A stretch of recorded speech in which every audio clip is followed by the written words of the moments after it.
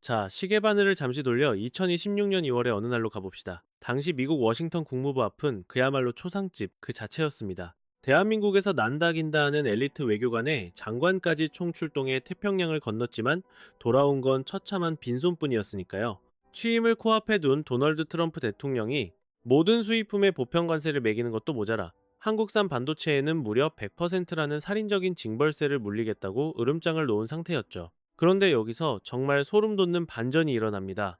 워싱턴에서 우리 외교관들이 문전박대당하며 피눈물을 흘리던 바로 그 시각, 한국의 경기도 평택에서는 정반대의 도저히 믿기지 않는 기현상이 벌어지고 있었습니다. 평택 삼성 반도체 공장 근처의 허름한 비즈니스 호텔 로비. 이곳은 영어를 쓰는 외국인들로 발 디딜 틈조차 없었습니다. 그들의 면면을 자세히 뜯어보면 더 기가 찹니다. 애플, 구글, 엔비디아, 마이크로소프트.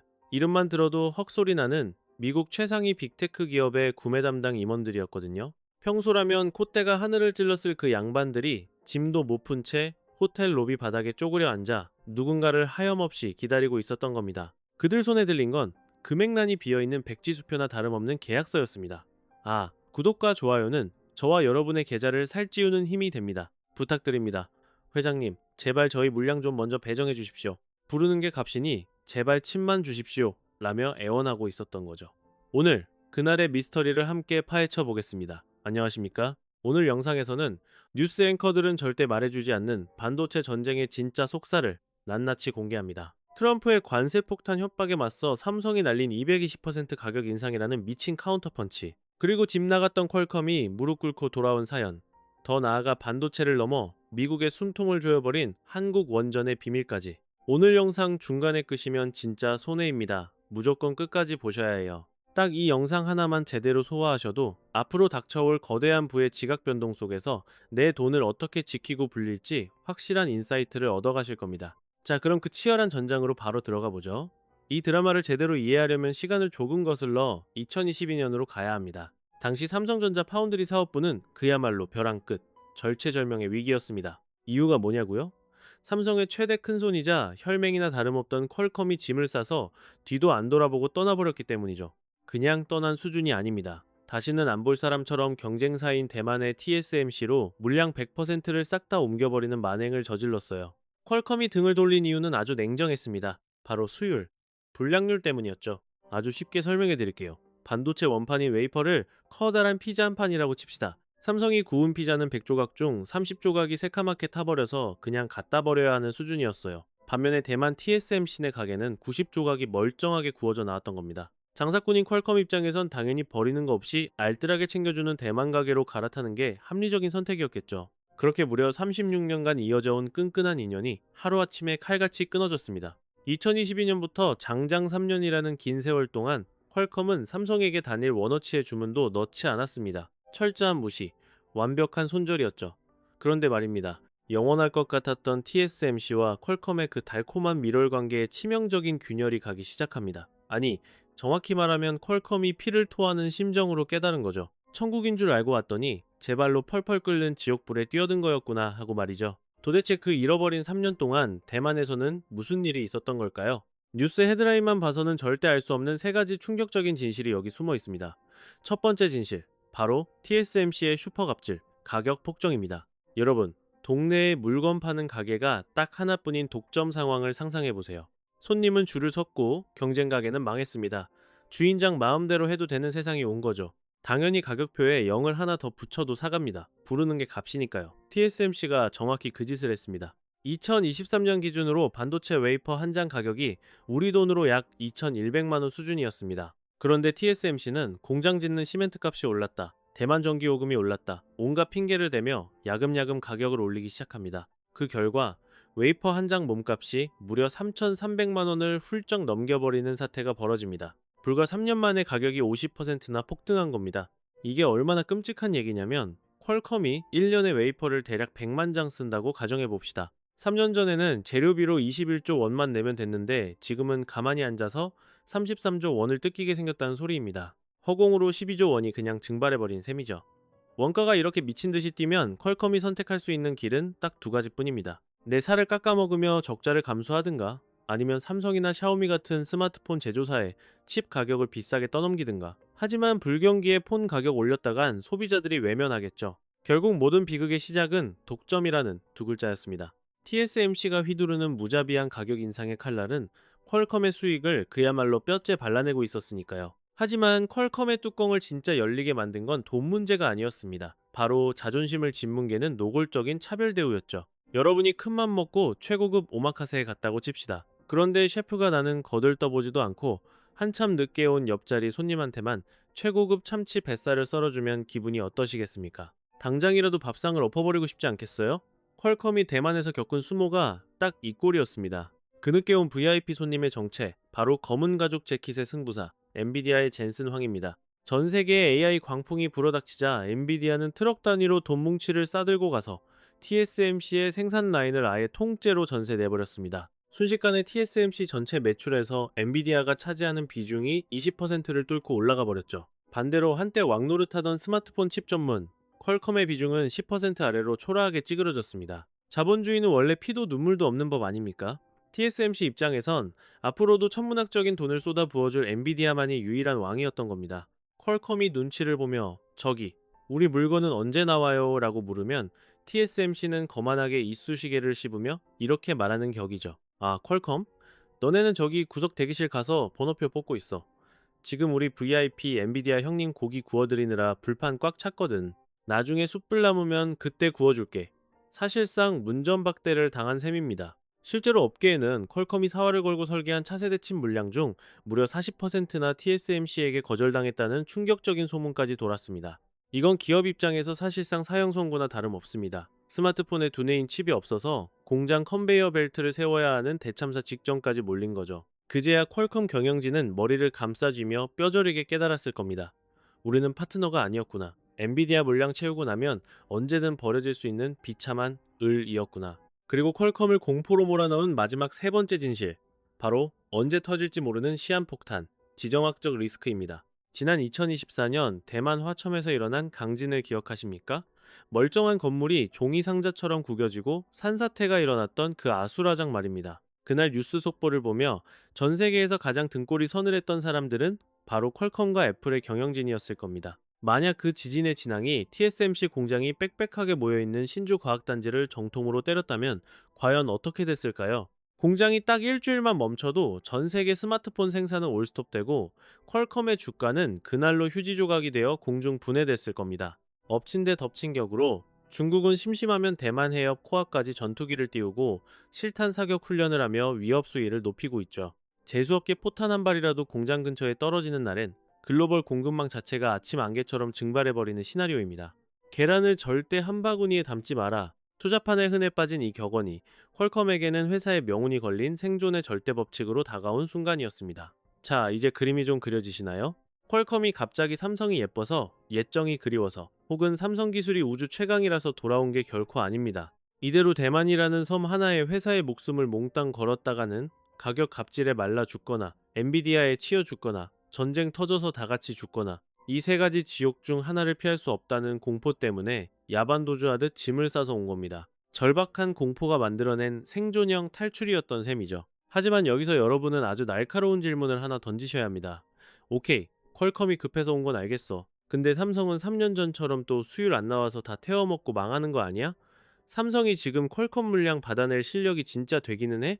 이런 의심 당연히 듭니다. 바로 이 지점에서 삼성이 준비한 소름 돋는 반전 드라마가 시작됩니다. 지난 3년간 온 세상이 삼성은 끝났다며 조롱하던 그 칠흑 같은 암흑기 동안 삼성전자는 평택의 거대한 지하 벙커에서 이를 악물고 칼을 갈고 있었습니다. 저 천하의 TSMC조차도 감히 흉내낼 수 없는, 전 세계에서 오직 삼성만이 구사할 수 있는 유일무이한 비밀 병기를 조용히 완성해 놓고 있었던 것이죠. 자, 여기서 우리는 충격적인 숫자 220%를 다시 주목해야 합니다. 최근 증권가 찌라시가 아니라 실제 업계에서 믿기 힘든 이야기가 돌기 시작했죠. 삼성전자가 주력 메모리 반도체 가격을 최대 220%까지 끌어올리려 한다고요.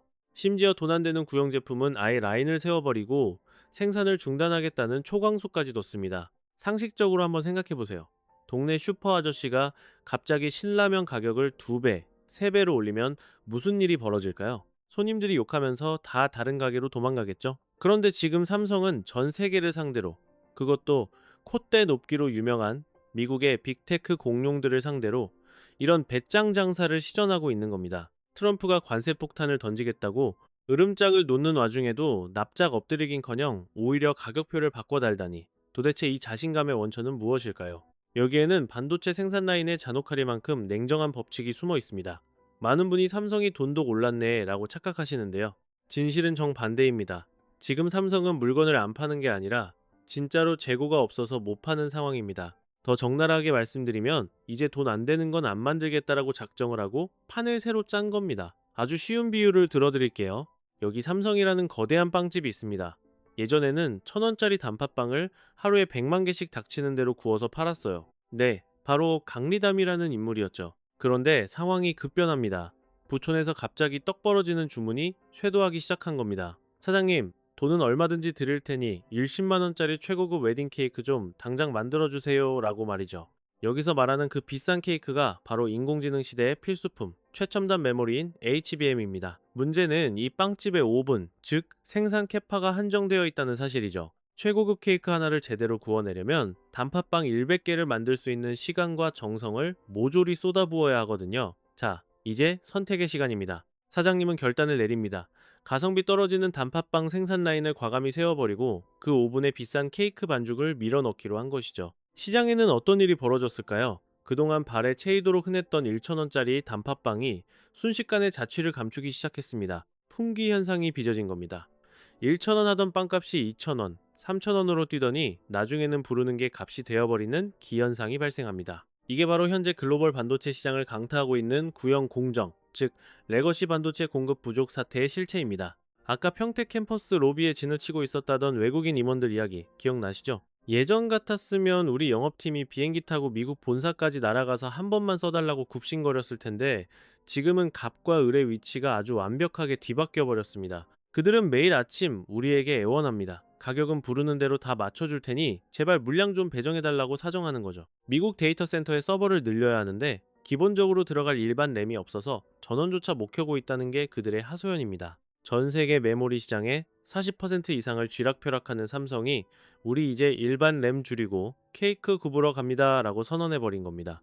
그 순간 전 세계 IT 기업들은 마치 산소 호흡기가 갑자기 툭 떨어져 나간 것 같은 공포와 충격에 휩싸이게 된 것이죠. 자, 이 맥락을 가지고 트럼프와의 치열한 수싸움판으로 다시 들어가 보겠습니다. 트럼프는 관세라는 칼을 빼들고 한국을 쥐어짜려 했습니다. 평범한 제조업체였다면 사시나무 떨듯 떨며 제발 봐달라고 빌었을 겁니다.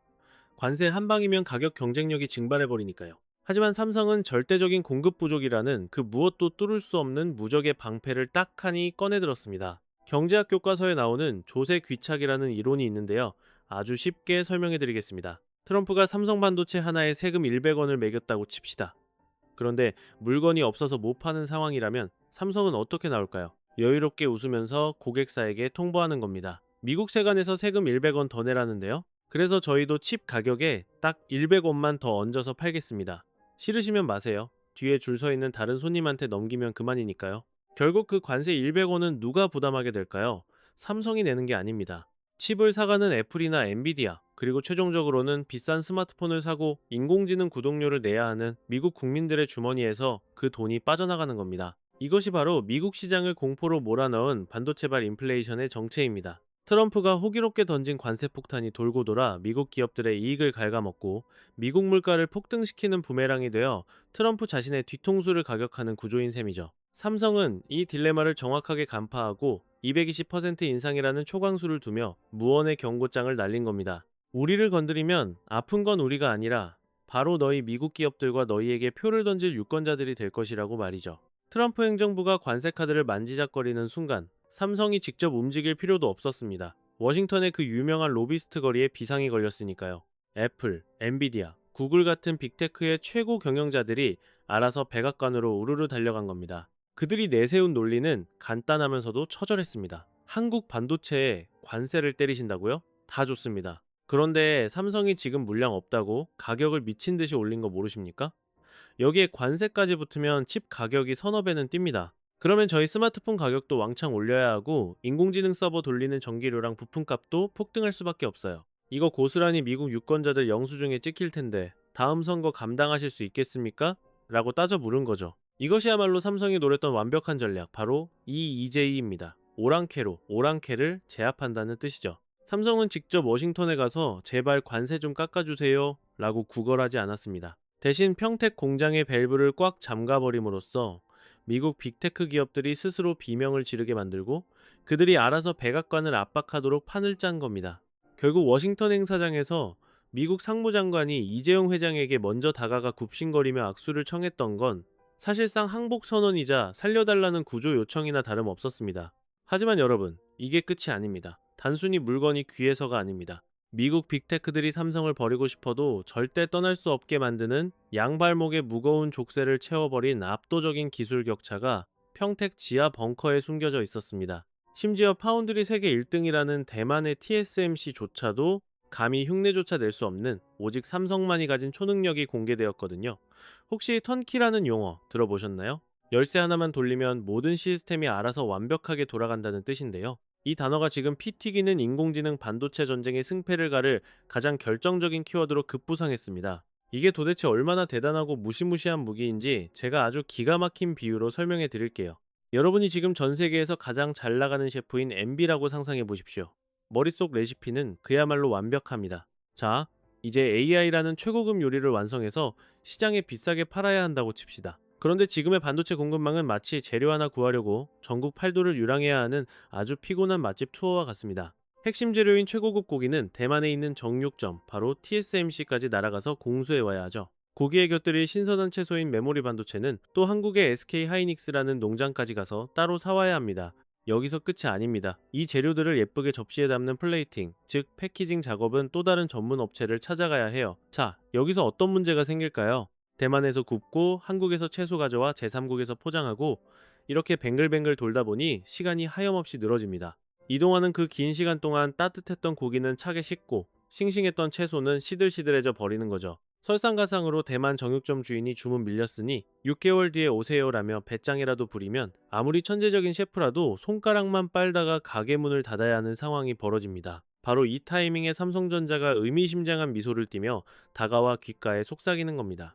사장님, 왜 그렇게 사서 고생을 하십니까? 그냥 저희 가게로 오십시오. 저희는 뒷마당에서 최고급 소도 직접 키우고 있습니다. 주방 화력도 끝내주고 예쁜 접시에 담아 서빙까지 저희 직원들이 원스톱으로 완벽하게 끝내드립니다. 사장님은 그냥 열쇠만 돌려 시동만 거세요. 이것이 바로 전 세계에서 오직 삼성전자만이 구현할 수 있는 유일한 턴키 솔루션입니다. 압도적인 메모리 기술력, 초미세 공정의 파운드리, 그리고 이 둘을 유기적으로 연결하는 최첨단 패키징까지. 이 세 가지 핵심 역량을 한 지붕 아래 모두 갖춘 지구상 유일무이한 종합반도체 기업이라는 뜻입니다. 이건 미국의 인텔도 대만의 TSMC도 죽었다 깨어나도 흉내조차 낼 수 없는 삼성만의 독보적인 초능력이라 할 수 있죠. 1분 1초가 곧 돈인 기업의 생태계에서 이건 단순한 편리함을 넘어 생존이 걸린 문제입니다. 보통 칩을 조립하다 불량이 나면 서로 내 탓이라며 협력사끼리 멱살 잡고 싸우느라 몇 달을 허비하기 일쑤입니다. 하지만 삼성은 다릅니다. 메모리 사업부장과 파운드리 사업부장이 모여 딱 1시간만 회의하면 원인 분석부터 해결까지 일사천리로 끝납니다. 경쟁사보다 제품을 20%나 빨리 시장에 내놓을 수 있다는 것, 이건 따라잡을 수 없는 엄청난 격차입니다. 여기에 삼성은 결정적인 승부수를 하나 더 숨겨두었습니다. 바로 차세대 메모리의 핵심인 HBM사입니다. 이 6세대 HBM부터는 고객사의 요구가 너무 복잡해져서 아예 밑바닥 기초공사부터 파운드리 공정을 통해 구현해야만 합니다. 메모리만 만드는 경쟁사들은 파운드리가 없으니 남의 손을 빌려야 하지만 삼성은 혼자서 북치고 장구치고 모든 공정을 소화할 수 있습니다. 게다가 이건 고객사가 원하는 디자인에 완벽하게 딱 들어맞는 그야말로 초밀착 맞춤형 설계가 가능해집니다. 만약 특정 회사의 서버 구조에 맞춰 이 칩을 한번 세팅해버리면 어떤 일이 벌어질까요? 나중에는 딴 곳으로 가고 싶어도 못 갑니다. 칩 하나 바꾸자고 수십조 원짜리 데이터 센터를 통째로 뜯어고칠 수는 없으니까요. 계약서에 도장을 찍는 그 순간 최소 10년 동안은 꼼짝없이 삼성과 한 배를 타야 한다는 얘기입니다. 이것이 바로 고객을 우리 생태계 안에 가둬버리는 무시무시한 락인 효과이자 족쇄 전략입니다. 삼성은 공급 부족이라는 채찍으로 주도권을 쥐고 턴키 솔루션이라는 대체 불가능한 당근을 동시에 내밀었습니다. 시장 가격을 쥐락펴락할 수 있는 힘, 그리고 한번 들어오면 절대 나갈 수 없는 기술적 장벽. 이 두 가지 무기를 손에 쥔 순간 삼성은 더 이상 눈치 보는 하청업체가 아닙니다. 하지만 여기서 거대한 의문점이 하나 생기실 겁니다. 삼성이 기술적으로 미국 기업들의 목덜미를 쥔 건 알겠는데 트럼프가 국가 안보를 핑계로 공장을 규제하거나 보조금을 끊어버리면 끝장 아닌가? 라는 걱정 말이죠. 그런데 왜 그 천하의 트럼프조차 백기를 들 수밖에 없었을까요? 그건 바로 반도체가 끝이 아니었기 때문입니다. 삼성이 두뇌를 장악했다면 또 다른 대한민국 기업은 현재 멈춰서기 직전인 미국이라는 거인의 심장을 쥐고 흔들고 있었거든요. 아무리 IQ가 높은 천재적인 두뇌를 가졌어도 심장이 피를 뿜어주지 않으면 어떻게 됩니까? 바로 사망입니다. 지금 초강대국 미국의 심장이 딱 멈추기 일보 직전인 상황입니다. 반도체가 산업의 쌀이라면 전기는 그 산업을 뛰게 하는 붉은 피와 같습니다. 특히 인공지능, AI는 전기를 미친 듯이 빨아먹는 흡혈귀나 다름없습니다. 챗 GPT한테 질문 하나를 던질 때 소모되는 전력이 구글 검색 한 번 할 때보다 무려 10배나 더 듭니다. 앞으로 AI가 고도화되면 지금보다 100배, 아니 1000배 이상의 전기를 먹어치우게 될 텐데 미국은 이 감당 불가능한 전력을 어디서 구해올까요? 사막에 태양광 패널 깔고 바다에서 풍력 발전기 돌리면 될까요? 천만의 말씀입니다. 1년 365, 일단 1초도 꺼지면 안 되는 서버를 변덕스러운 날씨에 맡긴다고요? 어림도 없는 소리입니다. 끊김없이 무식하게 뿜어져 나오는 거대한 기저전력이 필요합니다. 정답은 지구상의 단 하나, 원자력 발전뿐입니다.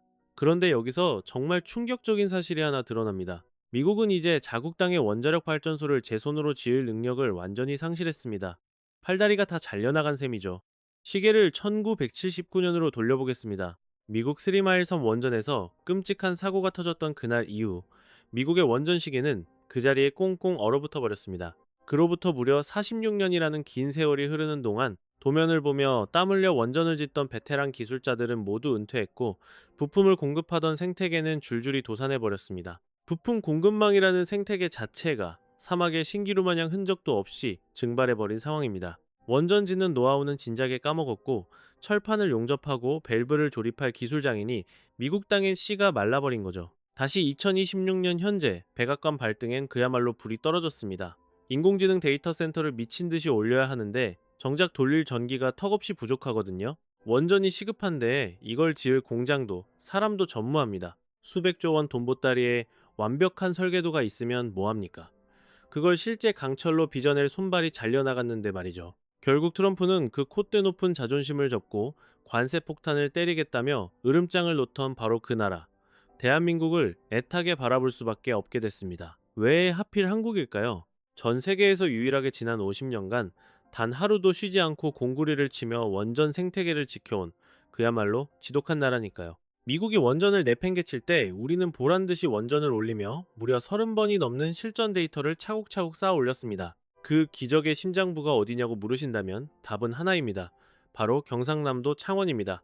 창원 국가산업단지는 지금 글로벌 원전 시장을 뛰게 만드는 거대한 심장이자 대체 불가능한 보물 창고가 되었습니다. 수백 개의 알짜배기 협력사들이 거미줄처럼 촘촘히 엮여 완벽한 밸류체인을 떠받치고 있죠. 집채만한 압력 용기부터 머리카락보다 얇은 센서까지 없는 게 없습니다. 원전 하나에 들어가는 수백만 개의 부품을 차로 30분 거리 내에서 전부 조달 가능한 곳, 지구상의 창원단 한 곳뿐입니다. 미국이나 프랑스는 부품 하나에 몇 달을 허비하지만 창원은 전화 한 통이면 그날 오후 퀵으로 쏴줍니다. 이게 바로 납기와 비용을 산산조각 내버리는 압도적인 공급망의 기적이죠. 프랑스가 원전을 무슨 예술작품 마냥 콧대 세우며 공사 기간을 10년씩 질질 끌 때 한국은 약속한 날짜에 오차없이 완벽하게 건물을 올려버렸습니다. 여기에 트럼프가 진짜 입맛을 다시며 환장할 만한 필살기가 하나 더 등장합니다. 바로 소형 모듈 원전 SMR, SMR입니다. 기존 원전이 짓는 데만 10년 걸리는 거대 요새라면 SMR은 공장에서 붕어빵 찍듯 만들어서 트럭으로 배달 가능한 초대형 배터리나 다름없죠. 미국의 천재적인 기업들이 설계도는 기막히게 뽑아냅니다. 하지만 앞서 말했듯 그 쇠를 깎을 손발이 다 잘려 나갔잖아요.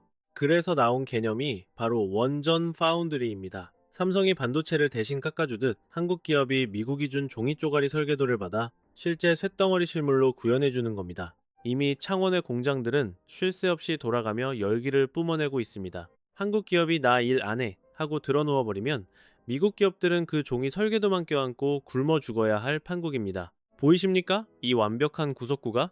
삼성의 반도체로 미국의 뇌를, 창원의 원전으로 미국의 심장을 틀어쥐어 버린 겁니다. 미국에겐 이제 선택권 따위는 일도 없습니다. 중국을 견제하고 인공지능 제국을 완성하려면 미국은 죽이 되든 밥이 되든 팀 코리아라는 버스에 무조건 올라타야만 합니다.